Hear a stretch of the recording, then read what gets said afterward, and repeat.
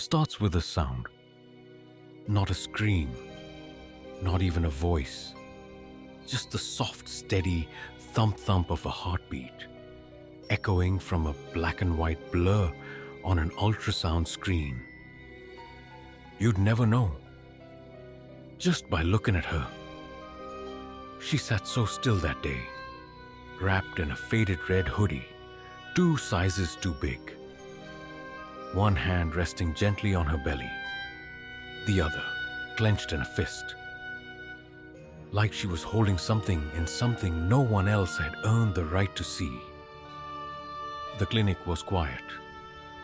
Outside, the California wind whispered through the oak trees like a lullaby for ghosts. Inside, fluorescent lights buzzed overhead, soft and sterile, a place where truth was meant to feel safe. But in that room, it didn't. The girl's name was Lily. She was 14. And for 28 weeks, no one had noticed. Not the neighbors, not the teachers, not the ones who passed her in the grocery store aisle and smiled politely, mistaking silence for peace. Her body had kept a secret, but her baby hadn't. There's something you should know about the way a fetus hears sound. It begins before memory forms, just faint vibrations carried through fluid. Through skin, they respond to music, to voices, to names that were never meant to be spoken. She kicks, Lily whispered that night, her voice barely more than breath. When she hears his voice, I hate that. She likes him. No one moved. Not the nurse. Not the doctor. Just that single moment suspended in time, like a match held over dry kindling. Seconds before the spark. There are stories that begin with a lie. Others begin with a scream. But this one began with the silence of a girl too young to carry a secret that dark. And the moment someone finally listened. Pause. This is Buried Truths. And tonight, we follow the heartbeat. The clinic always smelled the same, like antiseptic and faint citrus, as though someone had tried to scrub away time itself. It sat tucked beneath a rusted green awning in a quiet corner of suburban California, where the streets gurgled like questions that no one wanted to ask out loud.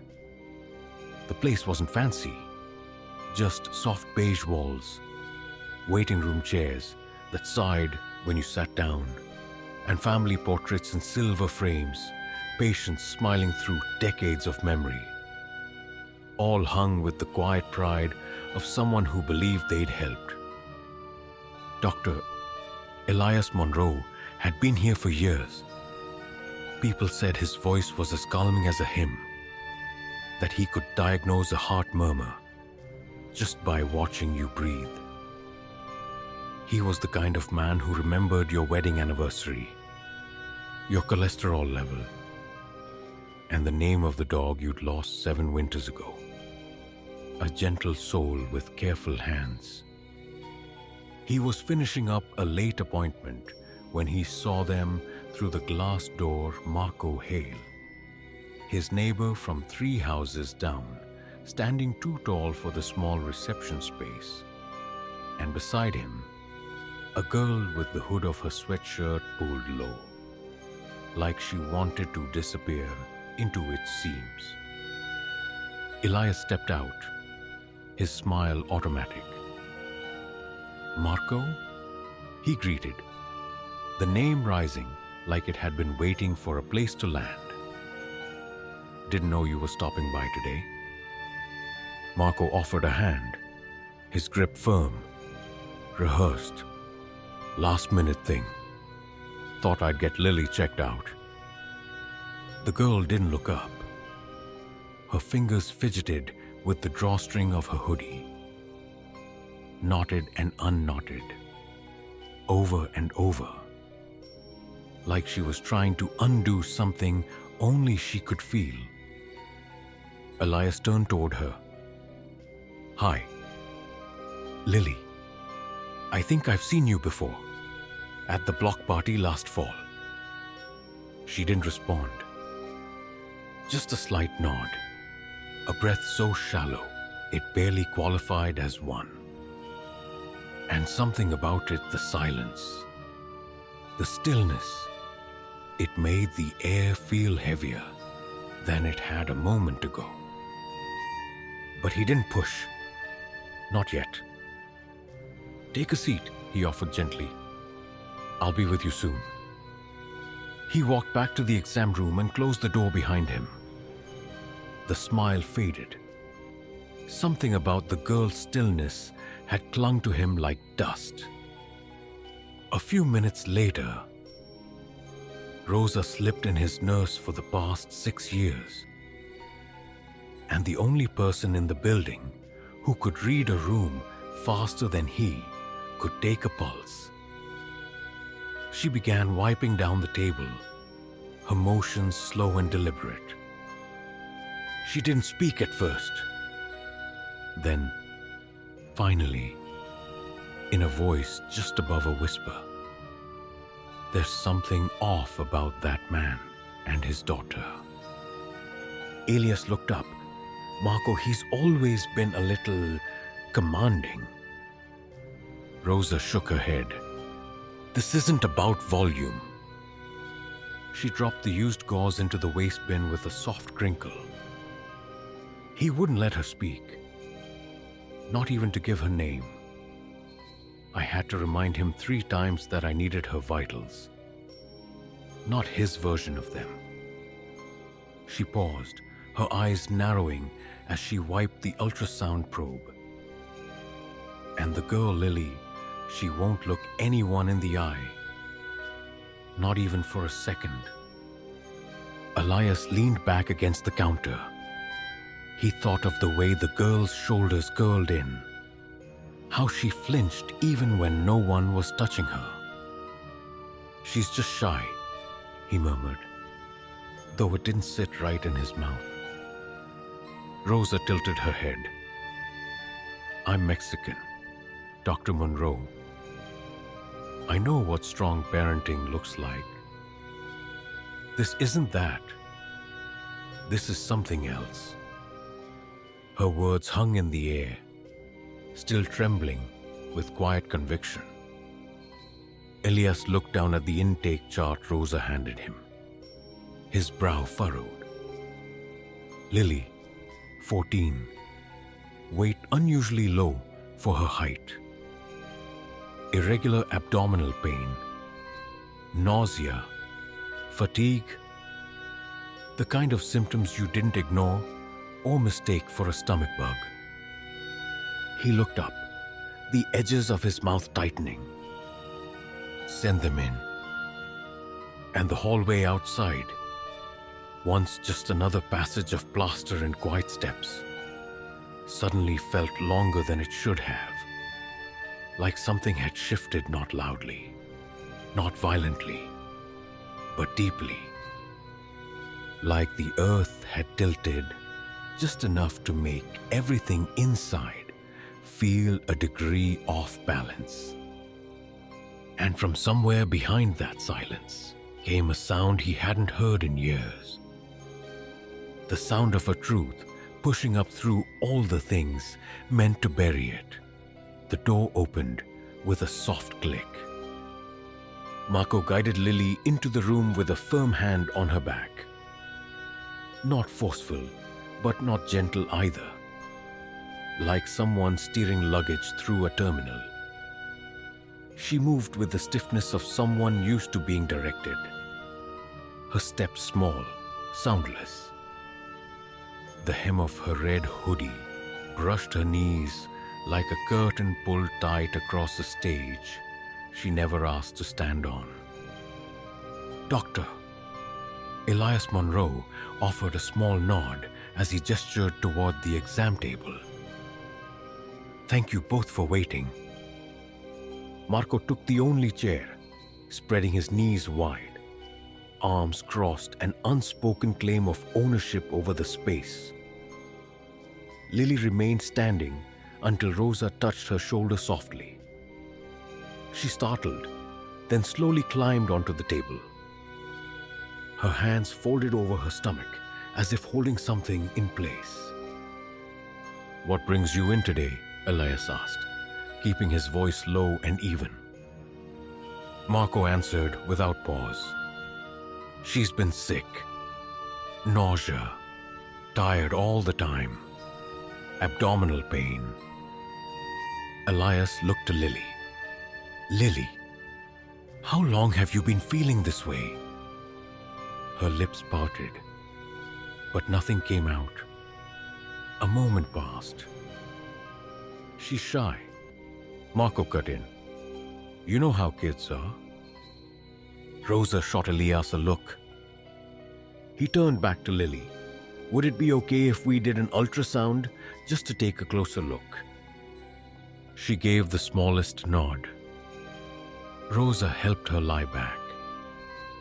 The girl flinched as her hoodie was lifted, her body pale and thinner than it should have been. Elias applied the gel, whispering an apology as she winced again. Then he placed the transducer on her skin, and everything changed. There was movement on the screen, a blur, then a shape, then the unmistakable flicker of a heartbeat. Elias narrowed his eyes, adjusting the focus. You're about 28 weeks along, he murmured. Silence. No, Marco said flatly. That can't be right. Elias didn't look up. The size confirms it, but the growth isn't consistent. This baby is small for her age. It's called intrauterine growth restriction IUGR. It can mean a lot of things, but it's serious. Marco shifted in his chair. His tone suddenly clipped. What are you saying? I'm also detecting an irregular heartbeat, Elias added. This baby needs more monitoring than we can do here. He turned to Lily. I'd like you to go to the hospital. Tonight, if possible. They'll need to run Doppler scans. Check blood flow, fetal movement. We're not doing that, Marco snapped. She's just tired. She needs rest. She needs care, Elias replied, meeting his gaze now. This isn't about convenience. This is about the baby's survival. I'll get the vitamins, Marco said, standing. She'll be fine. I'm giving you more than vitamins, Elias countered. But that's not a substitute for what she truly needs. Marco reached for the prescription slip. Thanks. Doc, appreciate your concern. Lily didn't move. She stared at the screen, at the flicker of light that should have meant hope, but now felt like a warning. She kicks when she hears his voice, she whispered, her voice smaller than breath. Elias froze. Rosa's hand lingered on Lily's shoulder. What did you say? Elias asked softly. But she had already turned her face away. That night, the wind shifted. Cold for California, strange for early fall. Elias sat behind the wheel of his sedan, parked in his own driveway, watching the pale yellow porch lights of the house 3 doors down. Marco's car was still there, parked where it always was. idle, still. They hadn't gone to the hospital. He glanced at the clock. Almost 9:00 p.m. He could go inside, eat leftovers, read until his eyes blurred. Instead, he opened his laptop. The living room filled with the glow of the screen. He pulled up Facebook. Marco's page was public, curated. Pictures of BBQs, birthday parties, neat little captions about fatherhood and hard work. But no mention of Lily's mother. He searched again, found a name that tugged at something old. Danielle Rivera. The woman in the profile photo looked like Lily. Her eyes, her mouth, but there were no recent photos of them together. None, in fact, for years. He hesitated, then typed, Maradi Rivera. I'm Elias Monroe, a physician in Santa Rosa. I saw your daughter today. I was told she went to the hospital with you, but I wanted to check in. I hope she's doing well. I apologize if this message is out of line, but I'm concerned. He hit send, leaned back, and then, ding. The reply came almost instantly. Hospital, what hospital visit? I haven't seen Lily in 3 years. The words hit like a dropped glass. Sharp. Final. Elias felt his chest tighten. Outside, the porch light at the Hale house flickered once, then went dark, and somewhere, in the stillness of the night, the buried truth began to rise. The street was quiet, too quiet for what he knew now. Dr. Elias Monroe stood at the edge of the Hale driveway, the cool night air pressing against his skin like something sentient. 3 houses away, and the world felt completely different. Lined with identical lawns and porch lights, this had always seemed like the kind of neighborhood when nothing terrible could happen. But now he saw it for what it was, a polished silence hiding something rotting underneath. He raised his hand and knocked. The door creaked open. Not Marco. Not yet. It was Lily. Her face peeked through the gap. Eyes wide and hollow. She looked like a girl who hadn't slept in months or years. A girl who knew how to make herself disappear without moving an inch. Lily, he said softly, did you go to the hospital? She glanced over her shoulder. The pause before she answered was a language of its own. Then, a tiny shake of the head. He tried to step forward, but she placed her hand against the door. Please, she whispered. You shouldn't be here. Her voice was barely audible, like it was afraid of being heard by the walls. Elias didn't retreat. I just want to help you. She hesitated. Her hand dropped. Then quick, urgent, she pulled something from the pocket of her hoodie. A folded bundle of photographs, trembling in her fingers. She looked him in the eyes for the first time. There was a flicker of something there. Not fear. Desperation. She pushed the photos into his hand, just as a voice echoed from deeper in the house. Lily, who's at the door. Her eyes widened. Please go, she breathed, already trying to shut it. Before Elias could respond, the door flew open. Marco now in the frame, towering behind her. His smile was the kind that didn't reach the eyes. "Dr. Monroe," he said, as if greeting a neighbor stopping by for sugar. "Everything all right?" Elias held the photographs tightly in his coat pocket. "I just wanted to check in, since you didn't go to the hospital." Marco's smile stiffened.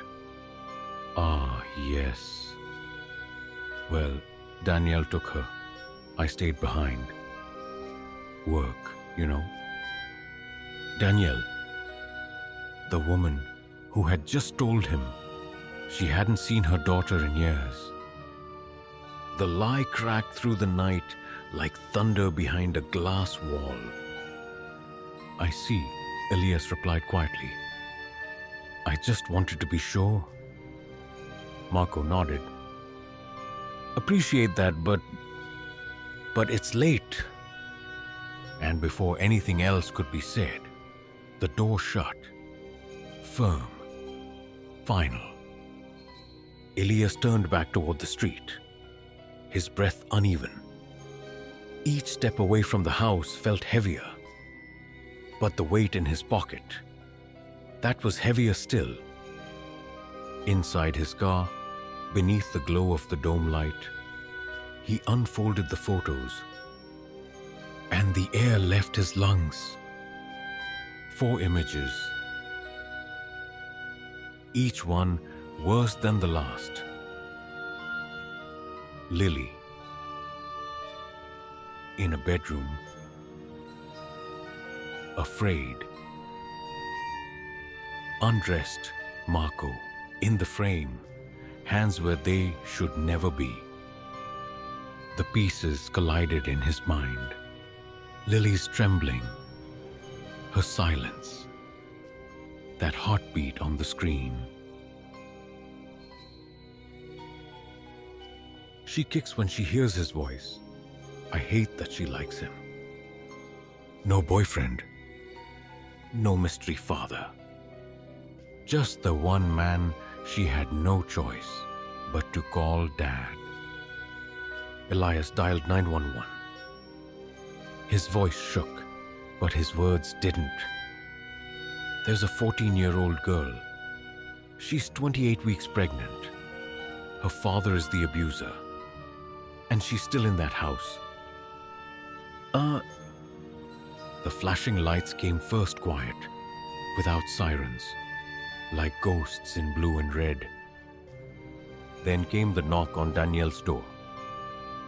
She had driven all night, heart hammering, guilt gnawing at the edges of every thought. When Elias told her the truth, she hadn't believed it. Not because it was impossible, but because some horrors are too large to fit inside the brain all at once. It wasn't until she saw the photos that the dam inside her finally broke. "I'm coming," she had told him. "I don't care if there's a restraining order. That's my daughter." Now, she stood outside the Hale house, held back by a line of officers. Elias at her side, her face pale, her fists clenched, her whole body vibrating like a wire stretched too far. Inside, the house was dark, still, until a crash upstairs, then shouting. A light flicked on. Then the attic window opened, and Marco emerged, dragging Lily with him. She clung to his arm, barefoot, shaking, the wind whipping her hair across her face. "Stay back," Marco screamed. "We're a family. If I go, we all go." He edged toward the slope of the roof, his grip on Lily's wrist unrelenting. She stumbled, nearly slipping, the rounded swell of her belly visible beneath her hoodie now. A child, carrying a child. Below, officers moved swiftly. A safety cushion was inflated. Paramedics called out. A negotiator spoke through a bullhorn. "Marco Hale, this is the Santa Rosa Police Department. Release the girl. Step away from the ledge." But Marco wasn't listening. His eyes burned with a twisted fury, not rage, but possession. Like someone being asked to give up a thing they believed belonged to them. Lily sobbed. "Please," she cried, "I don't want to die." Then from the crowd a voice broke through. Lily Danielle. She had slipped past the perimeter, screaming, "I'm here. Baby, I'm here." For a second, Lily turned. Her mother's voice was the only thing louder than the storm inside her. And that moment was enough. Marco's expression changed. And then, with a suddenness that would haunt them all, he shoved. Lily fell. Her scream cut through the night like a blade. And then impact, numb, soft, inflated, safe. She landed on the cushion below. Paramedics rushed in. Above, Marco spun, tried to flee across the rooftop. He didn't get far. Officers tackled him to the ground. The sound of cuffs snapping shut like the first break in a long chain of silence. And down below, Lily sobbed into her mother's arms. Not because she had fallen, but because, for the first time in years, someone had got her. The first sound she heard after hitting the cushion was her own heartbeat racing, ragged but real. Then came the voices, blurred and frantic. Hands that weren't his, lights that didn't burn. A warm blanket pulled over her trembling frame. And somewhere just outside all that motion, a woman's voice broken with love and disbelief, whispering her name like a prayer, finally answered. "Lily, baby, I've got you. I'm here." Her eyelids fluttered open. Danielle, older than Lily remembered, but still her. Her mother's hands were shaking as they brushed her face. But they were real. Not a memory, not a dream. And just behind her, Dandano Monroe, his coat streaked with dust, his expression tight with barely contained urgency. He didn't speak, just nodded once as the paramedics worked quickly. Fetal heartbeat, irregular but present. Someone said, reading the monitor, "She's stable. Let's move." The stretcher lifted. The ambulance doors opened. Red and blue lights washed over the neighborhood like a warning that had arrived too late. The street was no longer silent. Neighbors peered from behind curtains. Bathrobes clutched at the throat. Murmurs rising like mist. 3 officers escorted Marco to a waiting cruiser. His face twisted, not with shame, not even with fear, just fury, as if the night had stolen something that was his. As they passed Danielle, he spat, "This is your fault. You were never fit to raise her." Danielle lunged. It took 2 officers to hold her back. "You monster," she screamed. "What you did to her, you don't get to speak her name." Elias stepped in, his voice low but firm. "Enough. Marco was shoved into the car. The door slammed shut. Behind them, Lily's stretcher disappeared into the ambulance. Danielle climbed in after her, never letting go of her hand. Dr. Monroe followed, silent, steady his presence, a quiet anchor in the storm. Inside the ambulance, the noise softened. Lily stared at the ceiling, chest rising and falling in uneven waves. A fetal monitor beeped beside her, sinking with her breath. "Is the baby?" she whispered. Elias placed his stethoscope gently against her belly. He closed his eyes. "The heartbeat's still there," he murmured. "Still fighting." Lily blinked hard. "I didn't want her to die." "She won't," Danielle whispered. "We're going to take care of her. Together." Lily turned her head. For the first time in a long time, her hand reached back, and her mother was there to hold it, to stay. At the hospital, the corridors were soft with midnight hush, just the hum of machines and the muted shuffle of nurses. The trauma team was already waiting, lights dimmed to keep Lily calm. They moved quickly, efficiently, checking for placental tears, internal bleeding, signs of premature labor. Dr. Elena Vasquez-Sharp, steady, kind, led the team. 28 weeks, IUGR, fall from height onto a safety cushion. "We're lucky," she said, "but the next 48 hours are critical." Steroids were administered, IV fluids, fetal monitors reattached. A private room was assigned, and for the first time since it all began, Lily rested. Danielle sat by her side, her hand still in her daughter's, as if afraid that letting go would cause it all to vanish.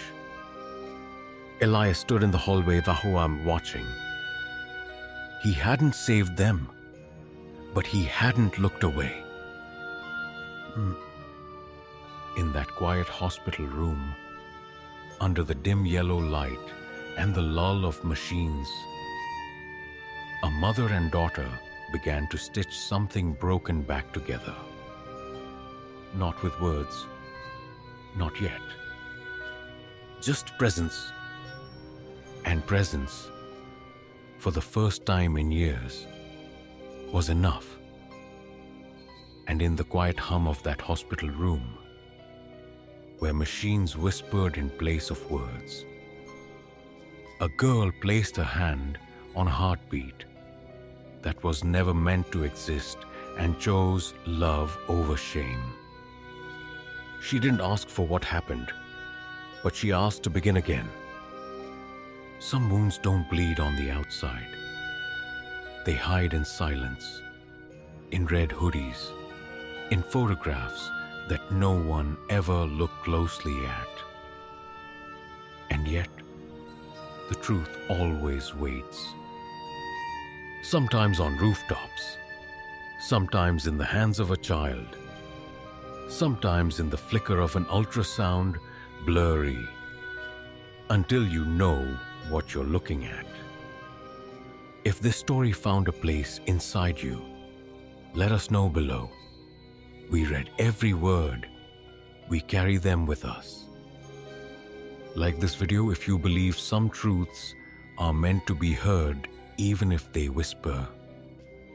And subscribe to Buried Truths for the next chapter when it surfaces. Until then, listen closely. Not all silence means peace.